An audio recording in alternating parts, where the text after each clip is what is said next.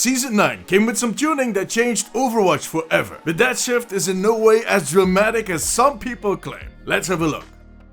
Hey guys, I'm Dimsies from the Omnic Post. I'm not surprised, but some parts of the Overwatch community have been getting very worked up about some of the recent changes to the core elements of Overwatch 2 PvP. Overall, most people seem to be on board with the competitive changes. Not a lot of complaints there just yet, but well, it is still early, and overall it has been a vast improvement. An improvement that they have been talking about very transparently in the last few months. Now, I have still seen the occasional comment, especially about how the reset made the lobbies very sweaty, and there was also the news that very much to everybody's surprise, including everybody at Blizzard, someone already reached Champion 5 rank. GG. I don't think a lot of grass was touched this week. But the change that got a lot less praise, especially in those first few hours, was the rework they did to the PvP core experience. In case you missed it, and to be honest, that is nothing to be ashamed about. I've seen a lot of people that had no idea on what was going on here. Blizzard bumped up everybody's health, they grew the projectile sizes, and they handed out some new passives. Look, I've made plenty of videos on this topic in the last week. Go check them out. But from the moment the info on those changes was out there, players started theory crafting how this was going to impact the game. Impressive. Yeah, there's no way that any of that was going to be positive, because being neutral does not get you clicks. I can attest to that. Look at that number. Seriously.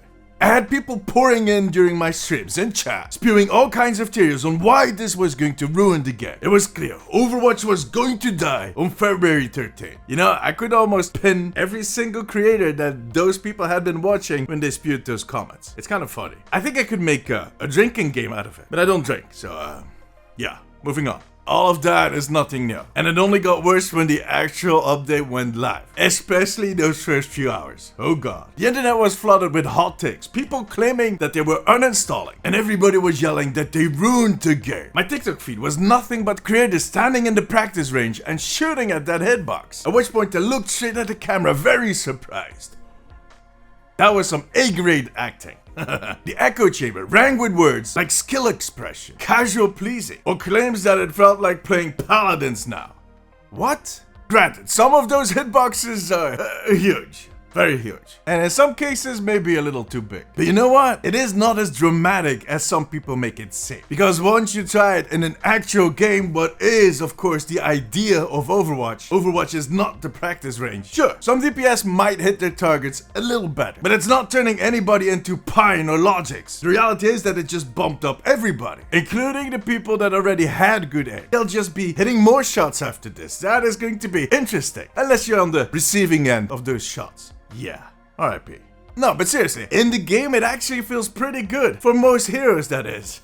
Because there definitely are a few heroes for whom this might feel a little worse. It's not as rewarding as it was in the previous season. But those are usually the heroes that count on one or two shotting their targets. That's where they had their fun, by one or two shotting. Which is definitely a lot more difficult now. And I'm not only talking about Widow or Hanzo. Torbjorn and Mei, yeah, they seem to have lost their edge too. And then there's tanks. They are not happy either. Tanks are really forced to change their playstyle in Season 9. That charge button, not a good idea. They need to use cover, they need to use the corners, they need to use a friendly support player to hide behind. The reality is, if you don't have good mitigation tools, you'll need to be smart. I've personally tried a few games as a tank on Sigma, Reinhardt, and Ramatra. And while it was definitely more challenging, especially on good old Reinhardt, I actually did have fun. More fun than I did last season. I think it was because I felt like I had less of a burden. I was not forced to contribute to the damage output of the team because the damage, the DPS, were actually able to do their job. I felt I had to play my role and be more tactical about it, which can be more fun. And when it comes to supports, I'm still very much on the fence. Some supports are doing better, others are doing worse. But for the bigger group, it actually seems like business as usual. Some heroes do definitely benefit from the constant heal output that they have to counter that DPS passive. But I think that might all shift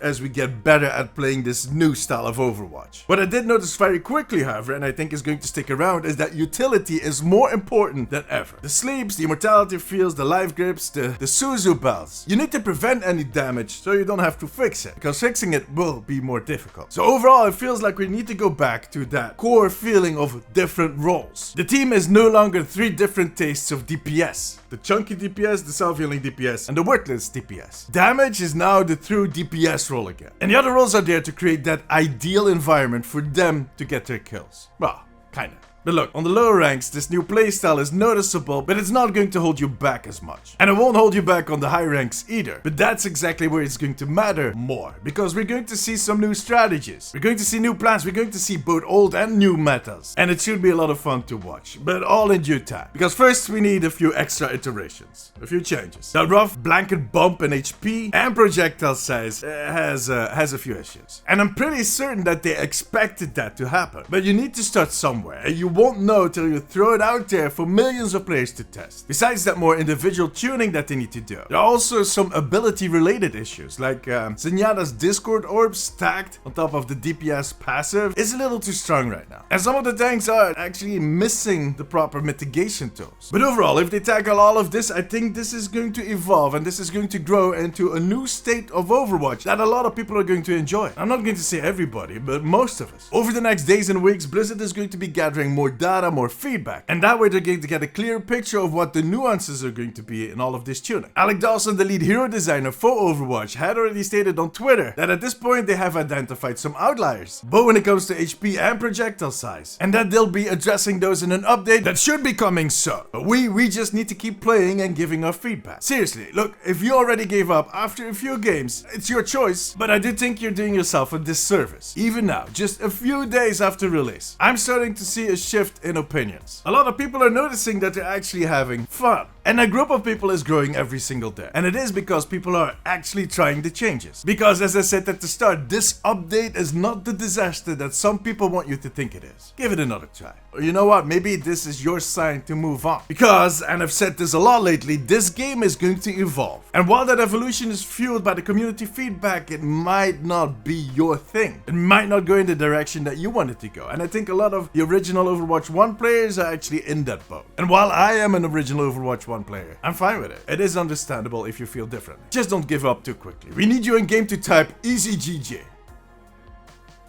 Anyways, tell me, are you still pissed about all these changes or are you coming around? Let me know in the comments. A big thank you to my patrons for their support. You guys are legends. You too can become part of the Omnic Post family over on patreon.com/theomnicpost. Check out this video in which I talk about all the changes that we have seen to Junkertown. You might have missed some, but above all, make sure to subscribe. Alright, take care of yourself, take care of each other. Bye bye.